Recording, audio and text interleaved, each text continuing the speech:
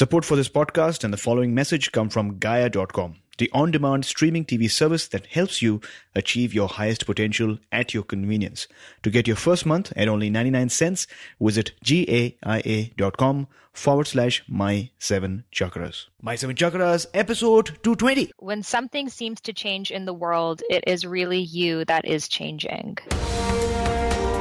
The 7 chakras, swirling vortices of energy, positioned throughout our body from the base of the spine to the crown of the head. For thousands of years, this ancient wisdom has been passed on from master to disciple. What are the functions of these energy centers? And could these chakras help you unlock your destiny and find your true purpose? Welcome to My 7 Chakras. And now, your host, Aditya Jai Kumar. What's up, Action Tribe? AJ here, your friend and the voice behind My 7 Chakras, the show where we explore the secrets of the ancient world to uncover nuggets of wisdom that can change your life. So if you're going through a difficult phase right now, then hold on, because you might receive the inspiration you deserve right away. And right before we move on, Action Tribe, I have a small gift for you. After doing 219 episodes, I have learned that most of our listeners, in fact all of our listeners, love the book recommendations shared on the show. But sometimes, especially if you listen to the show on the go, it's hard to take notes, and that's why I've decided to put all of that information, all of the book recommendations, in a document featuring the 21 must-read spiritual books that will help you on your journey. To download your copy, go to our website, my7chakras.com/reading list. That's my7chakras.com/reading list. Put down your best email and wait for the download link to arrive in your mailbox. Your email box, not your physical mailbox. And with that, it is now time to bring you our special guest for today, Sahara Rose. So Sahara, are you ready to inspire? Oh, yes. Great. So Sahara Rose is an expert in the mind-body connection. She is the author of the upcoming official Idiot's Guide to Ayurveda, which will be available in bookstores this August, as well as a Certified Ayurvedic Practitioner, sports nutritionist, and holistic health coach. She is internationally known for her unique blend of ancient Eastern healing methods and modern Western nutritional science with plant-based recipes, and has spoken at events such as Michelle Obama's Let's Move campaign at the Harvard Medical School. So she's with us today. Sahara, thank you so much for joining us. Yes, thank you so much for having me. I love all of your episodes and the insight that you bring out into the internet. So thank you. Thank you so much. And likewise, I love what you're doing. And we're going to dive deeper into some of the different things that you're doing, including all your work in Ayurveda. But before that, let's begin our show with an inspirational quote. So what quote do you have for us today, and how do you apply it in your life? So the rishis said, when something seems to change in the world, it is really you that is changing. And I love this quote because oftentimes it's so easy to get caught up in the negativity and the fear that is going on. But really, we are living in the most miraculous times, and so many synchronicities are taking place around us. And when we choose to focus on those, our reality really shifts, and we realize that we are co-creating the world around us just from our mindset. So it's something that the rishis have known for over 5,000 years, and something that we are relearning time and time again. Got it. Well, thanks a lot for sharing that quote. So when something seems to change in the world, it is usually that you need to change. Is that correct? It is really you that is changing. It is really you that is changing, Action Tribe. What we're learning through all these episodes is that the universe does not just comprise of what is around you, that is the planets and the stars, but there's also a version of the universe within you. And there are so many things that are going on within your body that is changing. And once you notice and get to learn more about the universe within you, you'll be able to relate to the universe around you, the world around you as well. And that's when you'll be able to make a massive shift. So thanks a lot for sharing that really, really amazing insight with us. And with that, let's dive in. Sahara, what is Ayurveda for someone who is new to this topic? So Ayurveda is a word that some of us have heard around, but we're not really sure what it is, especially if we've taken yoga before. But it is the world's oldest health system. It originated in ancient India 5,000 years ago, some say even older than that, and it is the sister science of yoga. So Ayurveda means the knowledge of life. So in order to be healthy, you must have complete knowledge of all areas of your life, your physical health, your mental health, your emotional health, etc. So it is an integrative health as well as spiritual system that pays attention to different imbalances and how they show up in different parts of your body or in your personalities or even in your dreams. And it is a predecessor to yoga because yoga is the practice of spiritual attunement to become one with universal source. But you cannot transcend your physical body when you still have imbalances going on. So Ayurveda must first be practiced so you can get rid of any issues that you're holding on to, any emotional baggage, any digestive issues, etc., so you can truly practice yoga. Awesome. Love that definition. It's the world's oldest system, and as you mentioned, did you say 5,000 years back? Yes. Great. So, Action Tribe, just imagine Jesus Christ was there about 2,000 years back. This is 3,000 years before that. So you can't even quite fathom how old this is, but it's been there since then, passed on from generation to generation.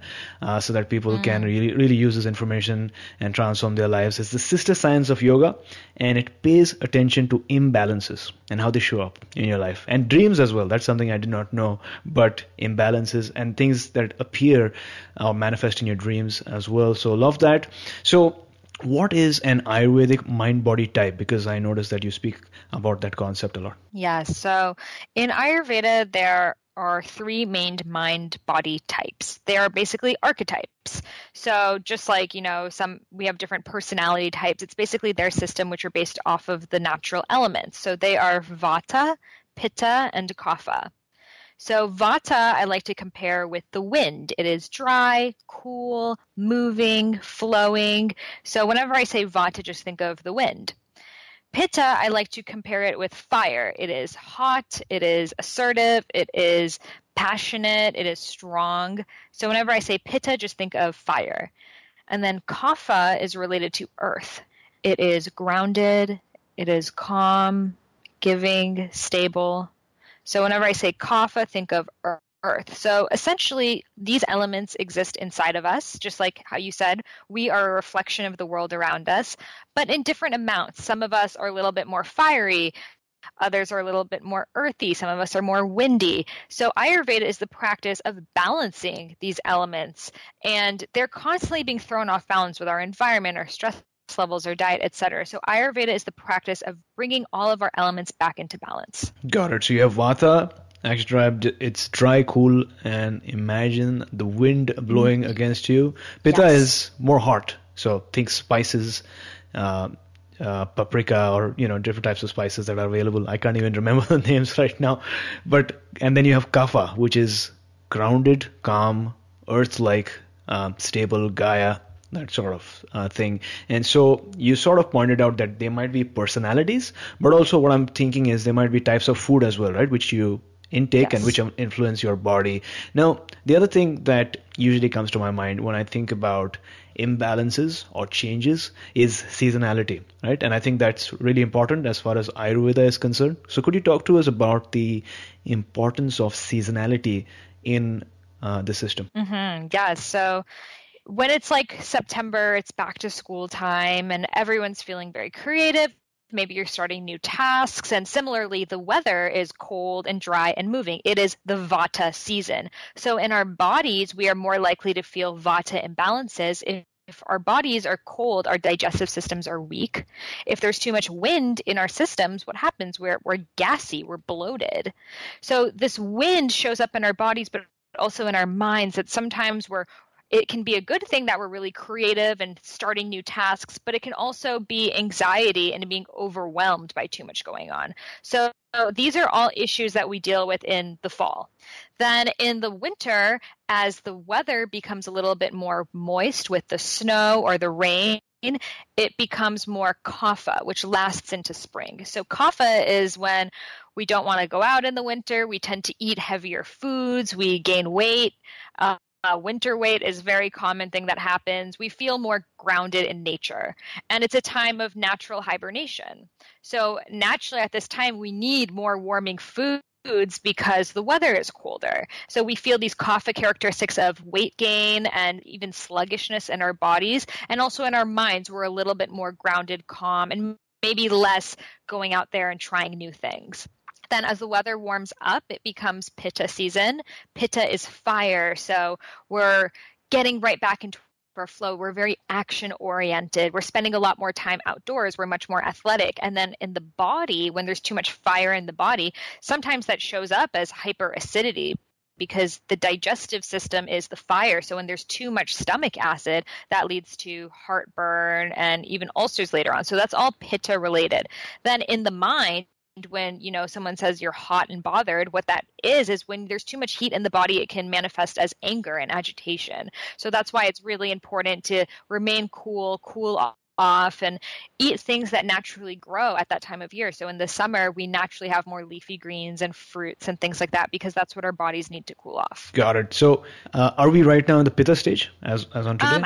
It depends where you are because also every part of the world is very unique. So where I live in Los Angeles, the weather is generally more dry than it would be in, for example, Florida. So for me, I'm always going to have to incorporate more moist foods in my diet because the weather is so dry. So even where you live plays a role. So what would happen in a place like Vancouver, BC, where it's wet one day and the next day it's so dry, people want the wet back, and then it keeps changing like the British climate? Yeah, so that will throw off your vata because vata is unpredictable. Vata doesn't know what to expect. Anytime you travel, vata goes up, and anytime there's a seasonal change. So a drastic shift in weather is going to increase your vata. And vata is the dosha that gets thrown off balance most easily. Almost all of us suffer from vata imbalances because we live in such a vata-dominated society. Got it. So as you were sort of describing these three periods, or you spoke about kapha, pitta, and vata, what I was imagining was not just the nutrition side of it and not just the archetypes or personalities, but also, times when you can or cannot launch a venture or a business, right? Mm-hmm. So what I'm guessing is maybe times around September when you're more creative, that's when it's better to start something. Whereas what you pointed out was kapha, not so much, right? Because you're more grounded. You don't want to take action. Okay. That's interesting. Yeah. So vata would be the time to brainstorm. What's the venture? What is it going to look like? The creative stuff. Kapha would be the time to embody it, put the work into practice. And then pitta would be the time to launch it and get it out there. All right. So pitta is the time when you need to take action, when you sort of go outdoors in your business. Yes. That's when okay, got it. Makes sense. Now you spoke about doshas. What exactly are doshas? How are they related to this? So these are the doshas. Vata, Pitta, Kapha are the three Ayurvedic doshas. I call them mind-body types because essentially that's what they are. But the word dosha means energy. So these are the three energy types that Ayurveda deals with. And they'll describe everything from a food. This is a Pitta aggravating food. This is a Vata characteristic. Everything is described in the terms of these doshas, these energies. Got it. So when I first heard dosha, what came to my mind was the Indian snack, which is dosa. Learning something new each and every day. No dosas, unfortunately. So when did you first hear about Ayurveda? How did it begin for you? So when I was studying nutrition, one of the lectures was about Ayurveda, and at that time I was a raw vegan, which is probably the most opposite type of diet you could have. And I heard about Ayurveda, and I've always been someone who's just very interested in like personality quizzes and learning about the archetypes and things like that. So I found it really interesting that there's this type of eating that has to do with your personality. That just intrigued me. So I started researching more about it, taking quizzes, going online, but I still wasn't sure what's my dosha. I could relate to all three. I wasn't really sure if I fell under a category. So I sort of just ignored it and thought, oh, well, it's so old. It's probably not even accurate. It needs to be updated. And also, since I was a raw vegan at that time, when I read the suggestions of eating, dal, which are pulses, they're like lentils and rice and ghee and all of these things, I was like, no way, I'm not eating any of that stuff. So It wasn't until I suffered from my own health crisis, my body literally started shutting down. I was living in India at the time, and I was a raw vegan in India, which I'm sure you can imagine how weird that is for people in India. And my body was just not having it. I was experiencing a lot of vata imbalances. I would faint often. My hormones became irregular. My hair started falling out. I lost a lot of weight, like 30 pounds. I was 88 pounds for a 5'4" person. I was so small. But I was eating all of these foods, but what was happening was my body was no longer absorbing the nutrients of the foods anymore. So I was malnourished the same way a starving person is, even though I was eating. So I decided while I was in India, it would be a cool experience to go visit an Ayurvedic practitioner just as a cultural experience, not ever thinking I would take anything she said into consideration. So I went and she took my pulse and she asked me all these questions. And I was like, why is she so nosy? Why is she asking me all these things? And she told me if I continued on this path, I would be infertile. I would have Alzheimer's and have osteoporosis.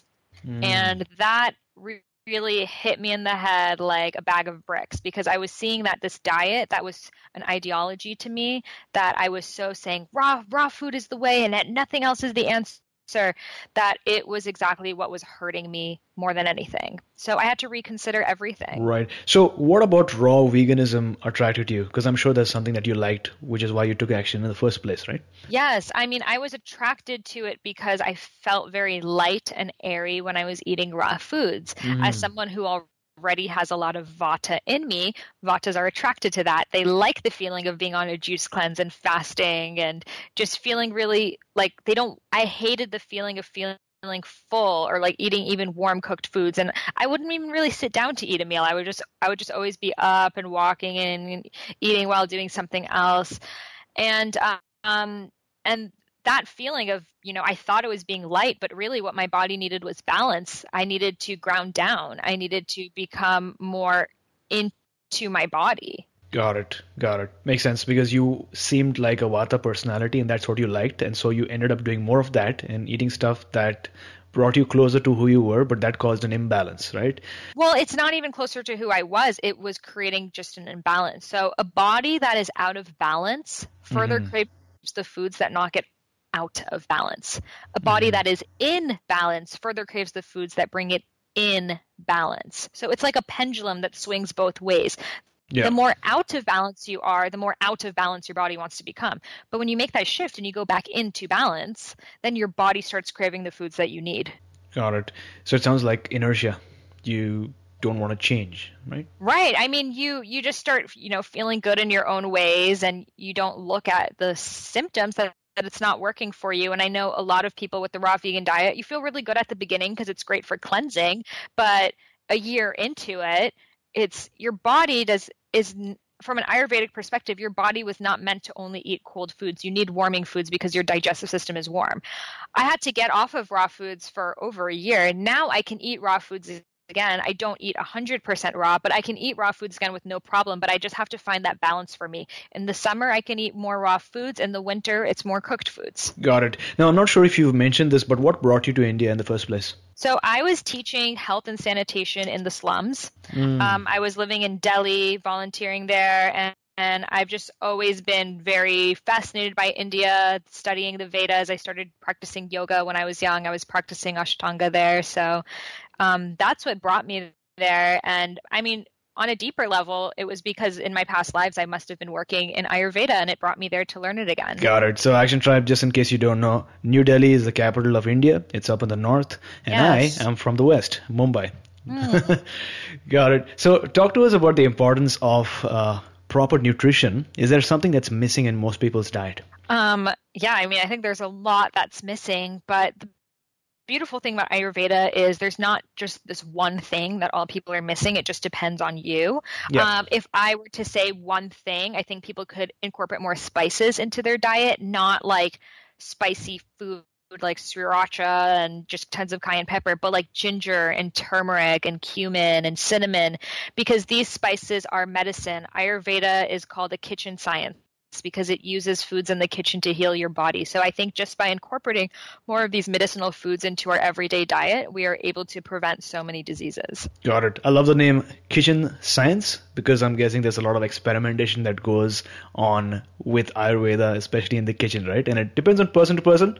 And well, the reason it was called that is because when the British rule took over India, they made Ayurveda illegal. They said that this is barbaric, this doesn't make sense, and they imposed Western medicine upon India. So Ayurveda had to go underground. Ayurveda is actually from northern India. It had to go underground, and it found refuge in Kerala, and that's where most of Ayurvedic Panchakarma centers are today, and that's why Ayurveda became a kitchen science. But before, it was practiced in all of the hospitals, all the doctors were Ayurvedic. It was the leading medical system of India. Well, absolutely. That's what I found as well in history. Not just Ayurveda, but other forms of Veda and knowledge and even spiritual information. A lot of it sort of moved down to South India.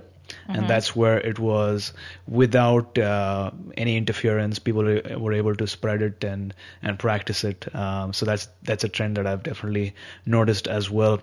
Could you talk to us about the importance of hormonal balance? Because that's also something that's really important, right? What are we talking about here? Oh, yes. I mean, hormones are something that they're like a fine-tuned machine, and you have to always be making sure that you're still in pitch. And yes. For a lot of us, for a lot of women I see, what happens is you step so much into your masculine, you're always doing and achieving and moving and acting, that your hormones actually shift. Your estrogen becomes too low. So that's why PCOS is a huge, polycystic ovarian syndrome is a huge epidemic that they say 1 in 8 women suffer from today. Got it. Yeah. So basically what's going on with us hormonally is a reflection of what is going on internally. So if you are very, very high in your masculine, chances are you might lose your period, which is what happened to me, or just lose touch with your feminine side. So, and at the same time, for a lot of men, it's low testosterone. A lot of men are not stepping up to their masculines. A lot of men are not in tribe and in community, and they have cell phones in their pockets all the time and Wi-Fi on their laps. And this actually brings down testosterone as well. Got it. So then, in terms of the solution, we're talking about the fact that men need to balance their hormones based on what hormones they need more of and what they need less of, as well as women, right? So how does Ayurveda help with the balance of hormones? You spoke about testosterone, estrogen, and I'm sure there's the importance of insulin as well, right? Up levels of that. Yeah. So, insulin would be your blood sugar levels, but that's important as well. So with estrogen, the thing is most of us are too overexposed to bad estrogen because of the foods that we're eating. Right. When you're eating meat that has been pumped up with hormones and antibiotics and all of these things, your bad estrogen levels are going to go up. And this is also related to all of the breast cancer, prostate cancer, all of these issues that are showing up in today's society. So I think the number one thing you should do is if you're eating animal products, eating meat, eating dairy products, make sure it's organic. Otherwise, it's like you're eating hormones every single day, especially hormones that have been pumped into another animal. Before in Ayurveda, they could eat, milk from their cow that was like fed the best grass and prayed to every single day. It was a very different day and time. It was also raw. Today, it's very, very difficult to find raw dairy products. Almost everything is pasteurized, thus no longer has the living enzymes. So trying to make that effort to making sure your food quality comes from a good source is really going to shift your hormones. Got it. So I think that's a great point over here is not just eating good food, but making sure that the food that you purchase or the vegetables that you purchase or even meat or eggs are organic. Is that correct? Mm-hmm. Any other advice or recommendations to avoid that bad estrogen? That would be the number one way. They've done studies on 8-year-old boys before and after eating a hamburger, and the boys would have like over 300% more estrogen in their systems after eating a hamburger, showing how much estrogen is in our meat. So if you cannot afford eating organic meats and animal products, then it's better to not eat them. Like that's how serious it is. Got it. Yeah. Now we're going to move from the topic of nutrition to cleanse, because cleaning up the entire system is so important, but doing it in a way that serves your body is also important as well. So in this context, what is Kitchari? So Kitchari is the world's oldest detox method that comes from Ayurveda, and it is traditionally the practice of slow cooking mung dal, which are mung beans, with a series of spices that are normally customized for your dosha, and basmati rice, which is Indian long grain rice, and you slow cook it together and you just eat that for a period of time, anywhere from 3 days to 7 days, and some people do it for months. The beautiful thing about it is you can eat Kitchari for as long as you want. You're still getting all of the macronutrients that you need as well as micronutrients, so it's really nutritionally balanced. Whereas if you were on like a juice cleanse or a cayenne cleanse or whatever else, you can't keep that going indefinitely. So with the Kitchari cleanse, it allows your body to release the toxins without putting your system into a state of shock, and it also warms the digestive fire, which makes your digestive system much stronger. Got it. So I understand the warming up part, but what is in Kitchari that helps with cleansing? Because if you look in India, like I've been born and brought up in India, Kitchari was really popular. Especially in Gujarat and Mumbai as well. It was like a snack. It was easy to make. I never liked it growing up, Kitchari, but there were people who were really used to it as a part of their daily routine. So I'm curious as to what is it that is in Kitchari that helps with the cleansing part of our body. So what Kitchari does is it allows your body to cleanse itself. Our bodies naturally have a cleansing mechanism. The reason that they get toxified is because we eat foods that no longer allow our bodies to cleanse themselves. So when you eat Kitchari is extremely easy to digest. All of the ingredients have been slow cooked together. It is warm, so it warms up your digestive system, whereas when you have green juice, it's cold, so it's inhibiting your digestive fire. So since it's warming up your digestive system, it allows your body to no longer secrete any extra energy expenditure towards digestion.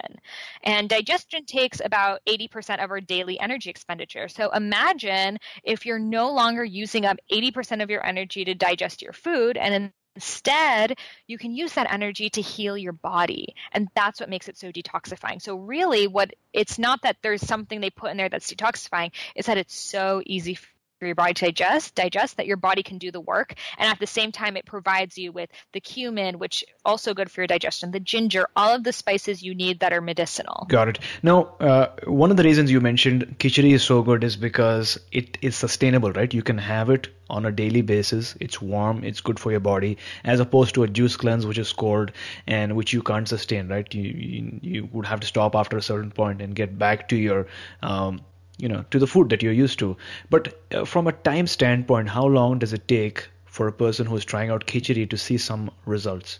3 days. So I have a Kitchari cleanse that's on my website. I've upgraded the Kitchari cleanse that I don't use the same rice. I've replaced it with quinoa. I've added some different ingredients that are not traditionally found in Ayurveda that make because a lot of people have trouble digesting beans, and they're like, oh my God, I can't do that because beans make me bloated and gassy and whatnot. So I added in a specific ingredient that helps with that and just made it super simple, as well as tridoshic. And every single person I know that has done it for 3 days, just Friday to Sunday, has experienced radical shifts. So that's all it takes. Your body is working with you. It's your friend. You just have to give it a chance to let it do its thing. Awesome. So I love that you have this option for quinoa, because I know for sure that there are some people who are maybe allergic to basmati rice. Like my dad is allergic to basmati rice. And so I guess the quinoa will be easier on people who are not used to this different type of long grain rice, mainly available or sourced, I guess, from northern India. Now, one of the challenges that our listeners have is maintaining optimum energy levels, right, throughout the day. Many of them are working 9-to-5 jobs, so they're really busy. And although they might feel energetic in the morning, they might feel a bit exhausted and fatigued by the time it hits mid-afternoon or evening. So do you know why this might be happening? Definitely. So the doshas operate in a daily cycle, and they're connected with the circadian rhythm. So when it's 2 p.m. to 6 p.m., Vata is the highest. So it is normal to feel an energy slump or crave chocolate or another coffee and things like that because vata is higher for every single person. So what you need to do at that time is balance that vata. What that means is balance the wind. What's the opposite? Bringing up the fire and bringing up the earth. So the afternoon, instead of having something sugary or a coffee, could be a really good time to have like a sweet potato or something that is a root vegetable, or having like lemon with ginger or something like that. And then also grounding down. If you can spend some time in nature, I love just lying down on the floor. Like even if I'm just by my desk, I just lie down on the floor, and that connection with earth and grounding down is what your body needs, because it's so lost in that vata of so many things going on, and you're overworked and you're wired, that you just need to come back and root into your body. I love using a foam roller as well, because so many times we hold on to emotional tension in our physical bodies, and just kneading out our bodies can help release a lot of blocks, which are really what is making you tired. Wonderful. I think that's a really, really good actionable step that people can take, especially if they're facing this challenge. For example, I used to, in the afternoons, I used to work close to a library, a big library here in Vancouver. So I used to go for a little walk in the afternoon, accompanied by deep breathing. That sort of helped me get back into my body and made me feel energetic, so that I could focus on the work at hand once I was back. And also, I used to go to the library and maybe check out some amazing books on different topics, and then sort of get inspired once again and get back to work. So I think that's really really actionable. Yes. I mean, every time you're tired, you have to check back in and see, are you being your highest self at this moment? Because your highest self has infinite energy. It is boundless. And if you're feeling tired or exhausted, then chances are you're not in alignment with your truth. Got it. Now, we've spoken about the next topic in a couple of episodes in the past, but it has been a while. So what is oil pulling, and how does it help us? So oil pulling is essentially what I like to call Ayurvedic mouthwash, but it is the practice of putting a tablespoon of oil, either coconut or sesame oil, into your mouth. And basically, you're not pulling it, you're kind of pulling it through your teeth, but you're rinsing through your mouth the same way you would mouthwash. But mouthwash has antibacterial components in it. So it kills any bacteria in your mouth, good or bad included. But just like we know, when you're taking antibiotics, when you take them, you're also killing the good bacteria. In our mouth, we have good bacteria too. So if you're using antibacterial mouthwash, you're also killing the good bacteria, which over time makes the bad bacteria get stronger and stronger and grow and grow. So what we need to do is we need to release the bad bacteria that's stuck on our tongues and our gums, etc., without killing the good bacteria. And that's how oil pulling comes in. So with oil, if you ever had like a wooden table, if you clean it with water, you're not really cleaning the table. But when you use oil, you're able to get into the little surfaces and cracks of the wood. So that's what oil does. Oil is an agent that the toxins bind onto. So when you put the oil in your mouth and you swish around with it, you can do it anywhere from 5 to up to 20 minutes. A lot of people, they hear about oil pulling and they're like, you have to swish oil in your mouth for 20 minutes? No way. And that scares them. But you don't need to do it for 20 minutes. Even if you can just do it for 1 minute, that is still great. I like to say just start with 10 seconds if you can, and then move up to 1 minute, and then move up. And the thing is, you don't have to just stand there and like stare in the mirror while you do it. You can get ready for your day, you can get changed, whatever, and the oil's just in your mouth. You probably forget about it. That the 20 minutes eventually will just fly by. So there you go, Action Tribe. Another actionable step that you can try out. If you've not tried out oil pulling in the past, today might be the time for you to test it out. You don't have to do it for many minutes. Even 1 minute is fine. But experiment.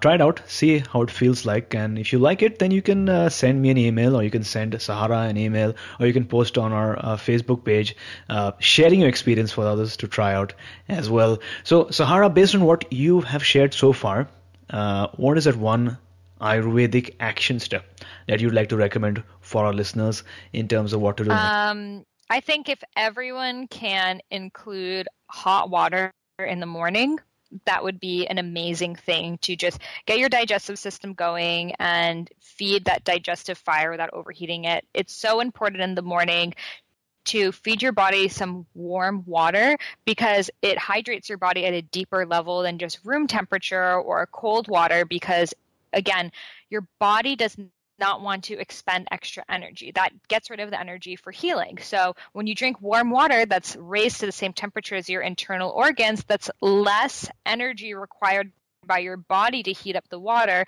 and more energy for digestion. So it doesn't even need to have, you can add later on cinnamon, cumin, ginger, all of these things. But just start with hot water. Just that. Once you start having it, you're going to notice you're going to crave it. To access the show notes for today's episode, visit my7chakras.com/220. That's our website, my7chakras.com/220. And before moving on, a word from our sponsor, Gaia.com. Explore the vast traditions of yoga with the Gaia original series Yogic Paths. Filmed across India, the 13-episode series captures the beauty of mystical Indian landscapes and never-before-seen ashrams while taking the viewer on a journey through the many traditions of yoga. While the practice of physical postures called asanas is most well known in the West, understanding the full scope of this rich and varied tradition gives meaning and power to the yoga that we know today. Action Tribe, since you're listening to this show, it's clear that you are interested in topics such as chakras, yoga, and self-realization, and you know exactly where to go for audio content and interviews. And I sure hope you feel this way about our show, My 7 Chakras. But where do you go if you want a streaming TV video service with the same values and similar content? The answer is Gaia.com. To start watching this show, The Yogic Paths, as well as get your first month at Gaia for just 99 cents, visit Gaia.com/My 7 Chakras. That's GAIA.com/My SEVENCHAKRAS. You will experience massive success in your lifetime at just the right time if you take action. Not a day before and not a day after, but you can never tell how close you are to the imminent. I recently created this quote, and I feel that it applies to all of us. Action Tribe, I know that each one of you has a dream, a vision for your life, and sometimes you might feel like your efforts or your energy is not getting you the results that you expect. And this may cause you to feel low or even give up. But like I mentioned earlier, your transformation will come to you at the right time. Not a day before, not a day after. All you got to do is just show up every single day. If you miss out on a day or two, it doesn't matter. Keep showing up, because with every step, you're literally moving an inch closer to your goals. And the fact that you're listening to this episode means that you're really committed. And you can never say just how close you are to your transformation, but just keep taking action. So Sahara, talk to us about a phase in your life when you went through a bad patch or maybe a major life challenge. What was your experience there, and then how did you overcome it? Well, I think that life throws us obstacles in order to learn from them and become stronger.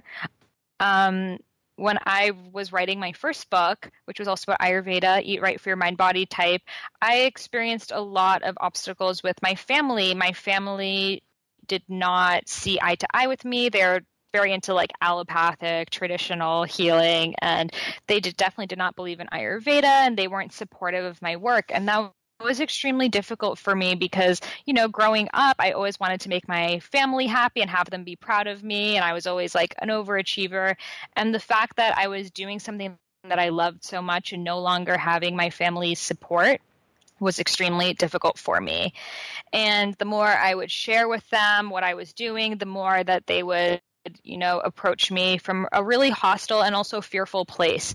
So it had to get to a point that I had to set my boundaries of this is who I am, and I can't share with you everything that I'm doing if I'm met with this resentment. And that was probably the hardest point of my life, but I stuck to what I believed in, and I continued studying, I continued learning. And now my parents are so proud of my work. They love Ayurvedic practices. They tell everyone about them, and it's radically shifted. And I never would have imagined this day would come. And I truly believe that by you being true to your highest self, you are your parents' teachers. You are the one who is brought to your family to shed that light. And it is so important to just be your authentic self, and eventually people will come around. Got it. Thanks a lot for sharing that story. I think it's really inspiring and something that most of our listeners will be able to relate to. Not getting the right support at the time that they need. So, as you look back in just one sentence, what is that one major life lesson that you'd like to share with our listeners? So the major life lesson is no matter what, stay true to who you are, because deep down inside, you know your soul's calling, you know your real self. And sometimes it's easy to forget, but the true courage comes in coming back to your own true nature. So thanks a lot. Once again, you mentioned that this was your previous book and you were writing your book, but you faced many family-related obstacles, mainly because of the fact that they did not truly believe in Ayurveda and they were more of the allopathic belief system. They believed more in that form of traditional healthcare, and you sort of lacked the moral support that you needed at that point, right? Because sometimes if you're in the wrong group or your peers don't support you, then you can change that. But something that you cannot change is your family and your relatives, and sometimes we really depend on them. But at that point, you sort of set your boundaries and you communicated clearly in terms of what is possible and what is not, and you just went ahead based on what you felt was right. And as it turned out, like you shared with us, they ultimately realized that you were following your passion and your purpose, and they were proud of you in terms of the results that you were able to show for yourself. And I think this is a lesson for most of our listeners as well. Many of our listeners, action takers, are people who are not getting the right support from either their peers. Maybe they were brought up in a family which has a certain way of thinking, maybe scarcity mindsets. Maybe they've gone through many challenges in their lives, and they had to take that big next step that all of us want to take in terms of our career, our lives, our relationships, and they don't really get that support from that family. But like you've pointed out, you need to stay true to what you truly believe in is the best for yourself, and take action. Because if you have faith in you, and people will look at you, see your transformation, see the things that you've learned and how you've changed the society around you, and they will themselves ask you, how do you do that? So thanks a lot for sharing that story. Absolutely. Thank you. So Action Tribe, before we move on, let's take a few moments to think about the idea of living your purpose. Some of you have already found your purpose in life. Maybe you're already living your calling, and many of you are getting there. You really want to find out what that craft or that job or that business is that aligns with your soul's calling. So hang in there and keep taking action, because you never really know how close you are to finding it. And when in doubt, always remember that the key lies in your heart. Use meditation to silence your mind, and once you do, you'll be able to notice the more subtle things about life.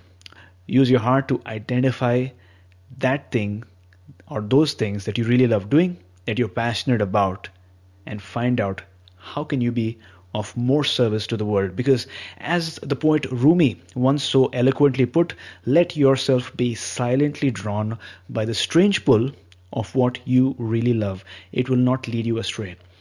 So Sahara, as on today, what is your life calling? What is your purpose?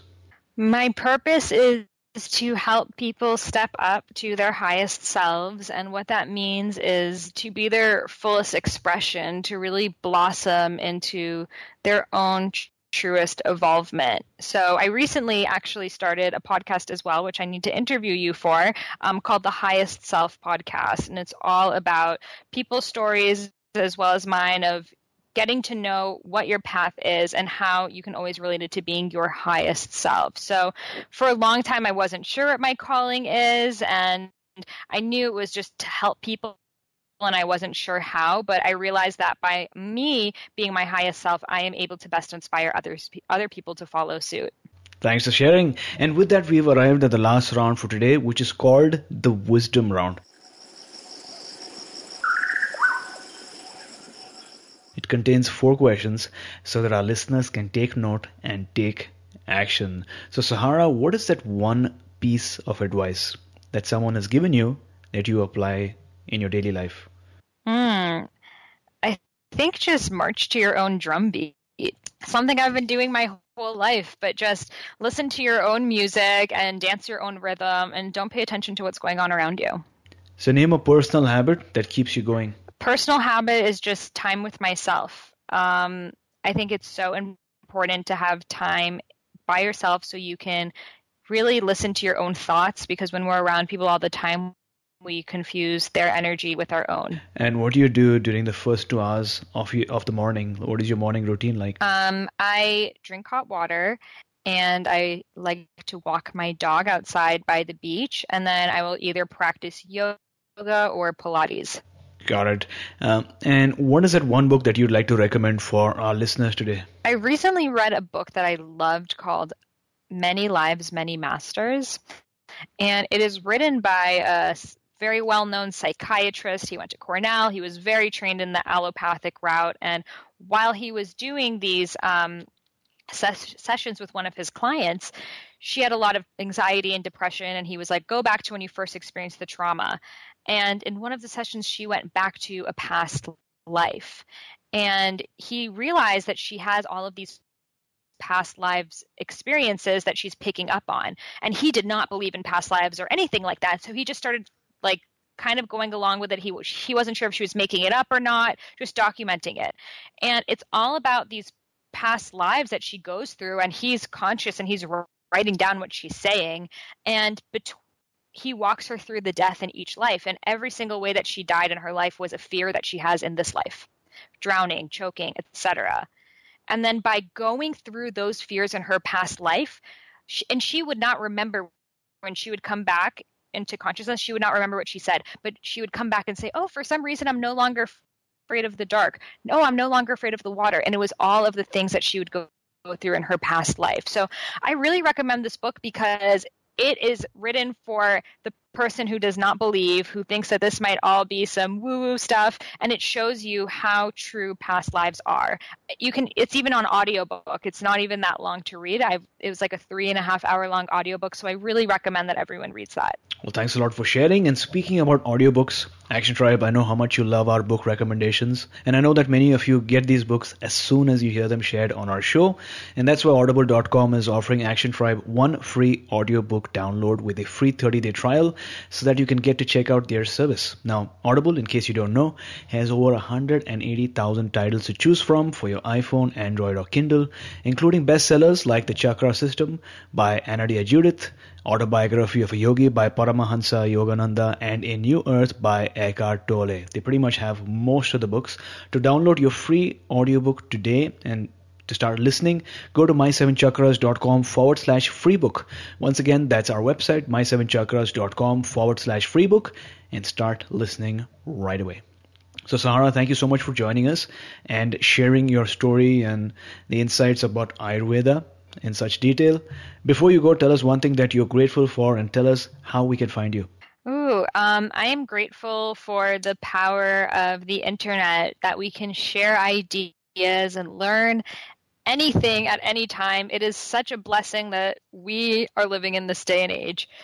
And people can find me. My podcast is the Highest Self Podcast on iTunes and SoundCloud, and my Instagram is at I am Sahara Rose, and I have a quiz that people can take to discover their unique mind-body types on eatfeelfresh.com. So it's an interactive quiz, and it gives you the percentage of your mind's type, your body's type, and it gives you a free 3-day mini course on what Ayurveda is all about and how you can find the right foods and lifestyle practices for you. Awesome. So there you go, Action Tribe. If you liked what you listened to today, then you can listen to more stuff on her podcast, The Highest Self Podcast. Is it thehighestselfpodcast.com as well? Yes. Okay, so highestselfpodcast.com. We'll have the link up in the show notes. You can go to eatfeelfresh.com as well. Take the quiz, as well as you can connect with Sahara on Instagram. I am Sahara Rose. We'll have all this up in the show notes. So Sahara, thank you so much for coming on our show, talking to us about Ayurveda, the different archetypes within that, seasonality, and also taking us one step closer to a human revolution. Well, thank you so much for creating this sacred space and the safe container and spreading the wisdom around. You are listening to My 7 Chakras Go to mysevenchakras.com. Download your free gift, get inspired, and take action. Transform your life today.